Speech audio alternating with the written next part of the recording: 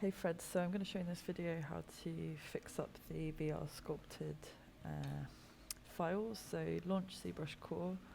You can close this menu by pressing Lightbox, and then we're going to import your file with this button in the top right hand corner.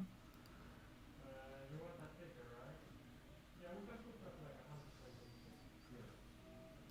100%. So open up the file. Yeah.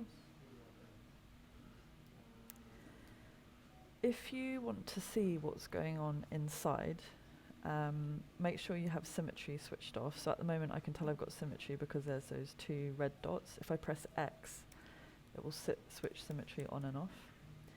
To view a cross section, you're going to hold down Control Shift and drag across, and then you'll be able to look inside the file. It's kind of hard to see what's going on, so if you go to Display Properties and press double, you can actually see properly like what's happening inside the shape. We can see that there's a lot of intersecting geometry. If you then press Control Shift and click outside the object, it will bring the rest of it back. So you can, kind of view it from different cross sections to get an idea of kind of what's going on inside. If we look at it with polyframe on, you can see that these are all separate objects and that the surface has this large kind of triangulated topology. And what that means is if you try to, let's say, use the move brush, it's going to very quickly fragment the shape like this, yeah? So what we want to do is get rid of that intersecting geometry and also give ourselves a bit more topology in case you want to like smooth out and close any holes. So I would duplicate this, so we're working on a copy, switch off the visibility of the first one with this, go to geometry, and then we're going to want to perform a Dynamesh. We're going to have to play around with the settings a little bit. If we Dynamesh with the current settings, so I'm just switching it off and on, you'll see that it massively, like completely destroys the quality. So press Command Z, and you're going to turn blur off, and we're going to try increasing this. Let's try 400. Press Dynamesh again. Okay, that's better, but it still seems like we've lost a fair amount of detail there. So let's go Command Z back, and let's try bringing this up to 600.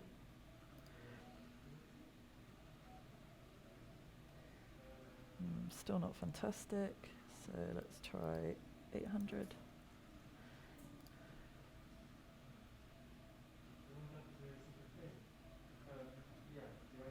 Seems quite a lot. That does seem better. You can see here that our surface now has much more density, so this means that if you then use the same move brush, you could actually manipulate this without it all fragmenting, and that's because these four-sided quads move much better than the triangulated surface. The other nice thing about this is that if we now do a cross-section view, so Control Shift and like this, we've now got rid of all that internal intersecting geometry, and we've now got a nice single shell. So that's probably going to slice a lot better in the ceramic printing software. At this stage, you could now also go in, and depending on how pedantic you want to be, bring down your draw size. Holding down Shift, you could actually begin to like smooth these bits out if you wanted to, or smooth out the kind of faceted edges. I mean, up to you if you want to do that. You could also use any of these brushes really to begin to manipulate it. So there's like drawing brushes and pinching, all that kind of stuff. So yeah, maybe have a bit of a play around with that. What else could you do? The menu that I showed you yesterday was the deformation menu, and that can be found here. And that's the one where you can like polish. You can also do like weird manipulations just by pulling a slider. And they also have these smaller buttons that you can use to alter like how the changes happen. So that could be quite cool. At the moment, our surface, we have a very high active point count and a dense mesh. When it comes to exporting, we're going to want to bring that number back down. So what I'd suggest doing is, again, duplicating. Maybe rename this decimated, and decimated means reduced.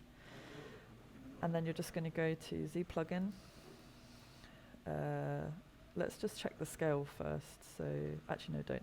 Just go Z plugin, decimation master, and I think you'll be fine with 250,000. So what that's going to do is try to reduce this number down to 250. So let's go press that. It will take a second to process.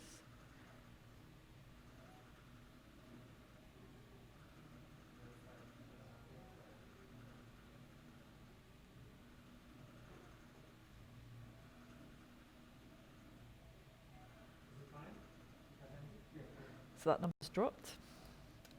But if you actually look at the surface, sorry, if we zoom in a bit, so it's at 250,000, but if we look at it, if we go back a step to the higher, it's actually, you can't tell any difference in the surface. So whether it's at this high number with the quads, or we bring it down to 250, the actual physical surface of the object, there isn't like noticeable change.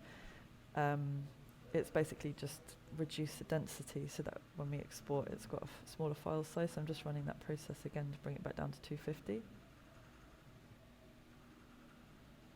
You'll see it turns it from quads back to triangles, so we can export it at a lower resolution. So you might be thinking, okay, well, why didn't we just keep it as triangles the whole time? Well, the thing is, if we then tried to use the move brush, now that we've converted it back to triangles, you'll get that thing again where it begins to fragment. So the whole point is that you increase the density to edit and then bring it back down to export. So once it's at 250, you can then just go Z plugin, 3D print hub. You might want to update your size. Just make it so it's like a real world dimension, because otherwise what can happen, obviously you can scale this again in the Prusa slicer, but if you don't do this, sometimes you'll export it, and when you open it in the Prusa software, it might be like ginormous or super, super tiny. So it's just good habit to like put it as a real world dimension. And then go to export options. You only want to export the selected one. If you don't highlight that, then you'll export all of these. So make sure you just have selected. You don't need to export polypaint. You can just say export to OBJ. Just rename it. And then that should be much, much cleaner when you when you open it in the Prusa software. Let me know how you get on.